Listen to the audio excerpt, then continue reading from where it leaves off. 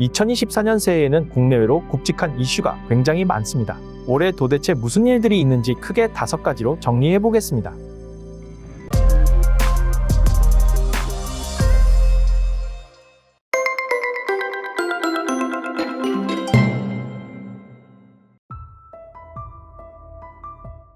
먼저 2024년 4월 10일에 제22대 국회의원 선거가 예정되어 있습니다. 벌써부터 온갖 포털 사이트와 SNS는 총선 출마설에 휩싸인 인물들과 다수당 교체 여부로 뉴스가 도배되어 있는데요. 그만큼 우리나라 경제사회 문화를 통째로 흔들 빅뉴스라고 할 수 있습니다. 2024년 11월 5일로 예정된 미국 대통령 선거는 우리나라뿐 아니라 전 세계 경제를 좌지우지할 가장 강력한 이슈죠. 특히나 트럼프 전 대통령의 복권 가능성까지 대두되며 경제 정책이 전반적으로 뒤집어질 가능성을 두고 세계가 촉각을 곤두세우고 있습니다. 2023년 3분기 기준 우리나라 가계신용은 1871조 원으로 사상 최대치를 기록했습니다. 작년 한국을 방한한 국제결제은행 BIS 사무총장이 한국 경제 구조개혁이 시급하며 집값을 낮춰야 한다고 직접적으로 지적한 데 이어 IMF도 우리나라 부채 규모에 경고를 표했는데요. 이에 정부도 연내 스트레스 DSR 제도 도입을 예고하며 대출 조정에 나섰습니다. 대출 안도가 줄어들지 모르는 상황에서 부동산 가격이 어떻게 반응할지 추이를 지켜봐야 하는 상황입니다.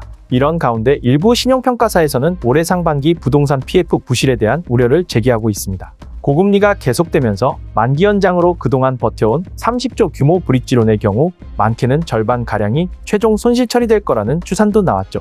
한계에 임박한 대출 문제가 올해 한국 경제에 어떤 영향을 미칠지 의견이 분분한 상황입니다. 12월 FOMC 회의에서 기준금리가 5.25%에서 5.5%로 3번 연속 동결되면서 금리 인상기가 끝났다는 기대감이 커지고 있는데요. 금리 인하 가능성까지 점쳐지는 등 시장이 크게 반응하자 너무 앞서갔다, 시기상조다 라는 입장도 나오고 있습니다. 이창용 한국은행 총재 역시 FOMC 금리 동결 발표 후인 20일 여전히 목표 수준을 크게 웃도는 물가 오름세가 지속되고 있어 인플레이션에 대한 긴장을 늦추기에는 아직 이르다 라고 밝히며 현재 연 3.5% 수준인 기준금리를 상당 기간 유지해야 할 수 있음을 시사했습니다. 다시 말해 금리가 더 오르진 않아도 여기서 더 내리진 않을 것이란 의견이 많은 상황이라고 할 수 있죠. 올해 경제 성장률 전망도 어둡습니다. OECD의 국가별 2024년도 GDP 성장률 전망치에서 선진국으로 불리는 나라 중 상당수가 1% 이하를 기록할 것으로 보입니다. 2023년 예상을 뛰어넘는 호조세를 보인 미국의 경제 성장률 역시 작년 잠정치는 2.4%에 달하지만 올해는 1.5%로 낮아질 예정이며 중국의 성장률은 작년 5.2%에서 올해 4.7%, 2025년엔 4.2%로 계속 낮아질 것으로 예측되고 있습니다.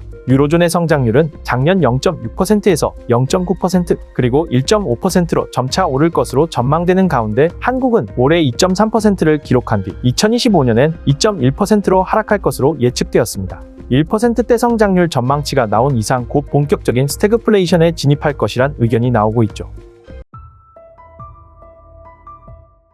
이쯤 되면 요즘 곳곳에서 나오는 말처럼 올해 경제가 IMF 때보다 어려울 수 있다는 말이 정말일 수도 있겠다는 걱정이 되는데요. 혼란이 예고된 2024년을 어떻게 준비하면 될까요? 가장 중요한 것은 안정적인 현금 흐름입니다. 주식이 오를지 내릴지, 부동산이 오를지 내릴지 모르는 상황일수록 우리의 삶을 지탱해주는 것은 매달 따박따박 들어오는 현금이기 때문입니다. 월급을 비롯해 혹시라도 월급이 줄거나 사라질 위험을 대비해서 제2의 월급과 같이 안정적인 캐시플로우를 마련해두는 게 필요합니다. 물론 100% 현금이나 예금을 갖고 있는 것만이 답은 아닙니다. 변동성이 크다는 말은 다시 말해서 주가나 집값이 떨어질 수도 있지만 반대로 크게 오를 수도 있다는 뜻입니다. 즉 안정적인 현금 흐름과 부자가 될 기회를 동시에 잡을 수 있는 재테크 전략이 필요한 시기이죠.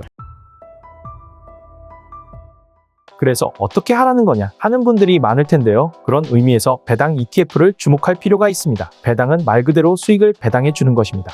ETF에서는 분배금이라고 하는데요. 배당 주식이 아닌 배당 ETF를 주목하는 건 앞서 말한 것처럼 올해 시장이 변동성이 심할 것으로 예상되기 때문입니다. 주식 하나하나의 주가는 변동성이 심하니까 시장 전체 또는 섹터 전체 수익률을 따라가는 ETF로 변동성을 낮출 수 있습니다. 동시에 분배금이 나오는 ETF에 투자한다면 ETF 가격이 하락한다고 하더라도 분배금만큼 하락분이 상쇄되는 효과도 기대해 볼 수 있습니다.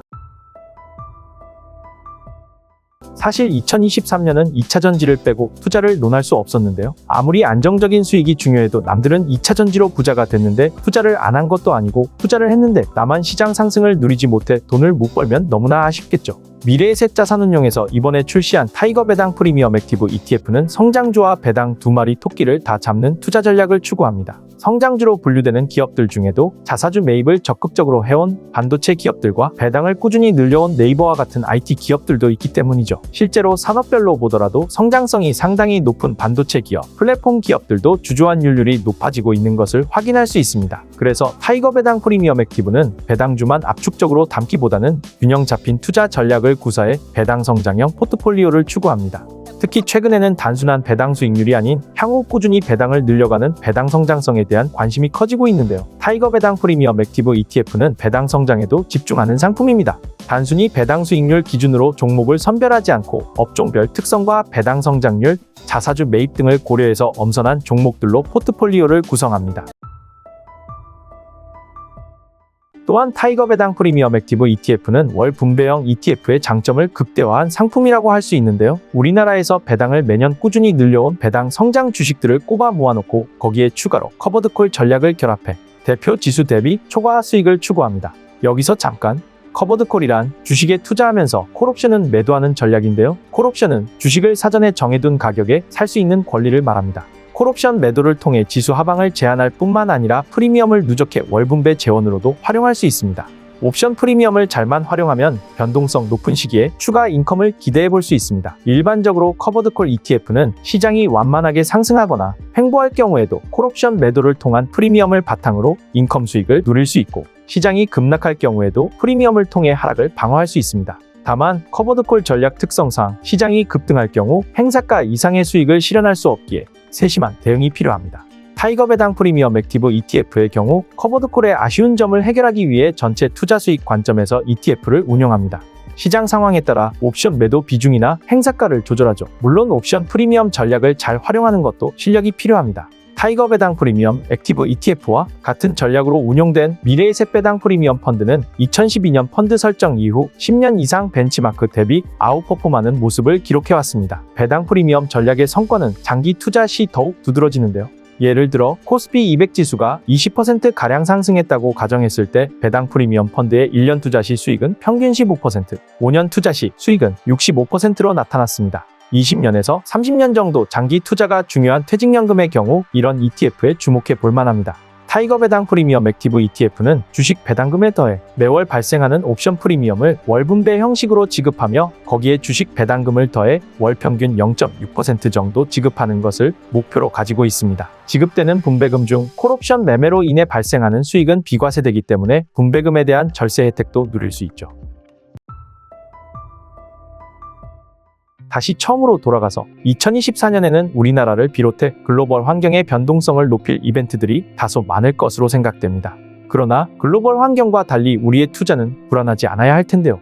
그런 의미에서 마음 편하게 돈을 맡길 투자처를 잘 골라야 합니다. 장기적으로 마음 편한 투자처는 두 가지 조건을 만족해야 합니다. 첫 번째는 당연한 말이지만 장기적으로 수익이 나야 하는데 단순히 수익에 대한 기대감에서 그치는 게 아니라 가시적인 수익의 원천이 있어야 합니다. 시장이 하락하거나 지지부진할 때에도 안정적인 수익이 날 수 있는 소스가 있어야 장기적으로 우상향하는 성과를 기대해 볼 수 있죠. 두 번째로 간과하기 쉬운 것은 수익의 변동성이 낮아야 한다는 것입니다. 특히나 올해처럼 외부의 큰 변수가 산적한 시점에는 더더욱 변동성을 조심해야 합니다. 그런 의미에서 배당주와 성장주를 모두 담아 균형 잡힌 투자를 하면서 옵션 프리미엄으로 인컴의 안정성까지 추구하는 타이거 배당 프리미엄 액티브를 올해 포트폴리오로 고려해 보시면 좋을 것 같습니다.